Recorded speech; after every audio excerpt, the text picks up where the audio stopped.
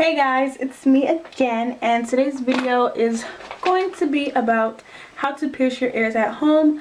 If you follow me on any social media, you'll know that I pierced my second hole by myself. I filmed my whole experience doing it and stuff, but I decided to make a more in-depth video on how to do it, plus aftercare. So yeah, let's get started on how I did it. Basically, I just used a needle. I don't have it with me anymore because after I used it, I threw it away.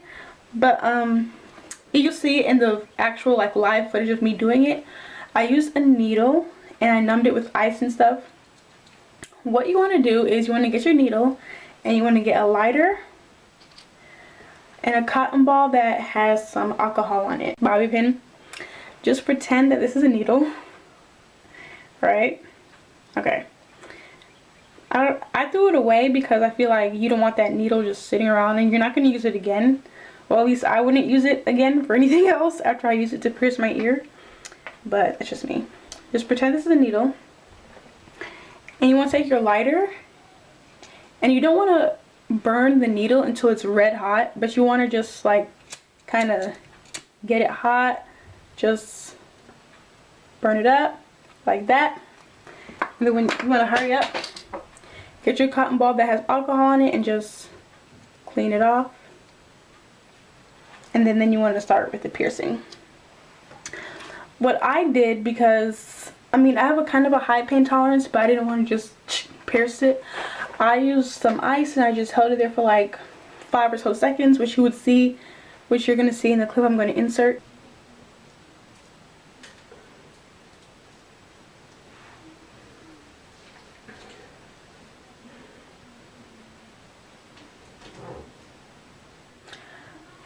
But I just held it there for a couple seconds, and then that's when I proceeded with the needle to push it in my ear. But yeah, it's literally in there. Also, what you want to do is make sure that after you have the needle in, that you leave it in there for a couple seconds. Probably not a couple seconds, but leave it in there for at least 5 minutes. Because if you take it out immediately, it's going to be extremely hard to put the earring in. That's what I did. I took it out immediately and I just pushed the earring in, and it was extremely hard for me to push the earring in. Especially since I didn't have starter kit earrings, and that's another thing, you want to have starter kit earrings. So as you can see with this earring, it's not a starter kit because the bottom is just straight down.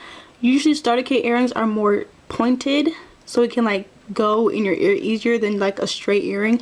These type of earrings are for people who have had their ears pierced for a while already, so they're not really recommended when you pierce your own ear with a needle. If you're using a gun, it doesn't really matter, but when you're using a needle, you have to take the needle out and insert an earring, so one with a rounded tip is better than these kinds. So yeah, it was extremely hard for me to push this earring in.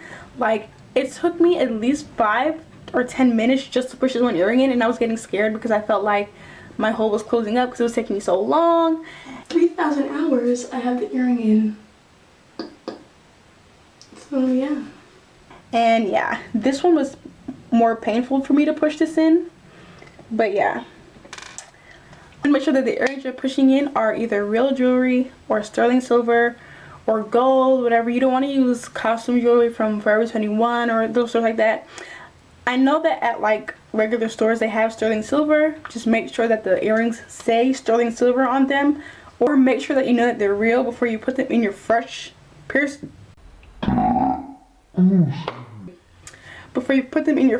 piercings, because you can get an infection by putting in fake jewelry.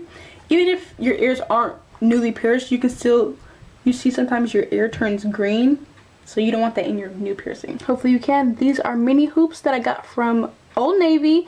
They were cheap, and these are real sterling silver. I have the pack right here.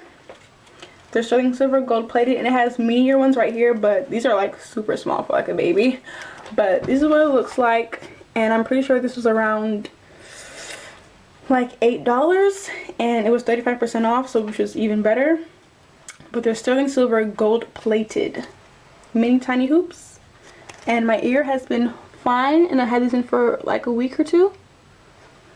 Now I'm going to be talking about how to clean your ear after you pierce them yourself, or even if you get them pierced.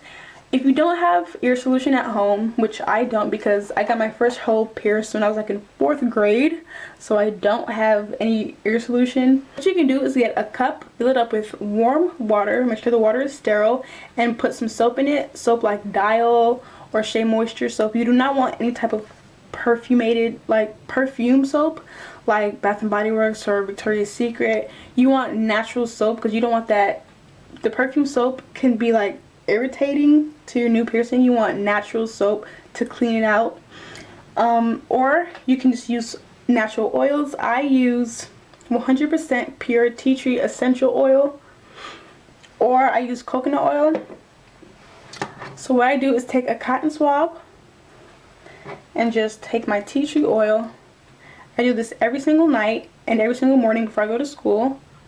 I dip the cotton swab in tea tree oil. You don't need that much because cotton swabs soak up a lot. You just take it and then you just take your ear and rub it around the piercing.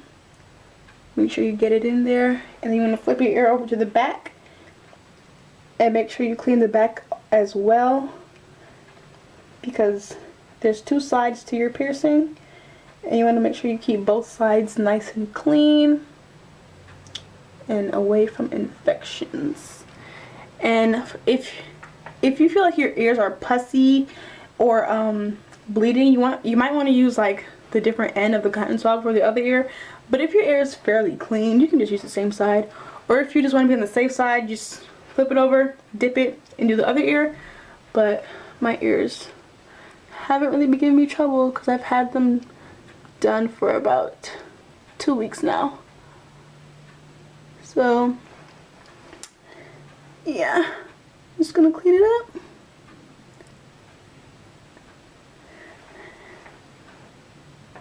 Another thing you want to do to your new piercings is make sure that you move the earring a couple times a day. Like if you have a stud, you might want to rotate it around, move it back and forth.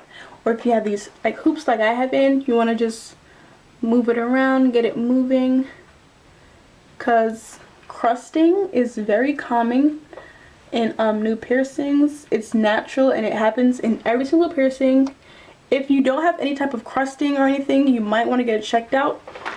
Or if you have like excessive pus, excessive bleeding, you might have an infection. But every piercing has crust. No matter where the piercing is, you will have crust. So if you see some crust on your ear in the morning, then it's natural, it's fine. Yeah, like when you get a new piercing, your ear is going to be sore. Like if you hit it, it's going to hurt. Just like when I put if you ever gauged, or if you're gauging and you put a 14 gauge in your ear, it's going to hurt and it's going to be sore for a couple days, just like a natural piercing. So if your ear is sore, that's normal. It's going to be sore for a couple days or 2 weeks, depending on where your piercing is, or just depending on you. But yeah, you want to make sure you don't touch it. And if you are touching it, to like rotate it, make sure that you have clean hands. When you're sleeping at night, you don't want to like rest on it because you could cause it to swell up. That happened to me with my first piercings. I would wake up and my ear was bleeding because I was sleeping too hard on it. So you want to make sure you're careful. Also, you want to make sure that you have permission from your parents to do this, because I didn't ask my mom, I just did it. She wasn't mad or anything, but I know other parents, act differently. So you don't want to just, hey mom, and have like your whole ear done without her permission. Because some parents are, crazy about that, and they don't want you to get infections, because it is more likely you can get an infection at home, and you can get an infection by getting it done in store, but parents. But yeah, if you pierce your second hole, your third hole, your nose, your belly button, your eyebrow by yourself, comment down below and tell me how it went. If it went well, how did you clean it if you didn't have any solution or anything? Did it hurt? And on a scale from 1 to 10, this hurt a 0, because I know I numbed it, but I still felt it and it didn't hurt to the point where I was like, but the numbing, I think it only works for like the first minute, and then it goes away, because your ears, like when you're doing it yourself, it's like you're kind of nervous, so you're getting kind of hot, so that numbing really doesn't do anything. It helps a little, but not that much. But for me, pushing it in, it didn't hurt. When you push it in, you hear like a pop pop, and then you get to the last layer of skin, which is the back, and it's going to be kind of hard to push it through the back. But like I said, I have actual video footage, so I'm going to insert a whole bunch of clips so you'll see what I'm talking about. I just wanted to make a more in-depth video before I just like uploaded that, because in that video I was like really excited and really like all over the place, like, oh my god, I pierced my own ear. So yeah, I want to make a more formal video before I, you know, showed you guys that. So I hope you guys like this video. Make sure you subscribe and comment down below. Bye.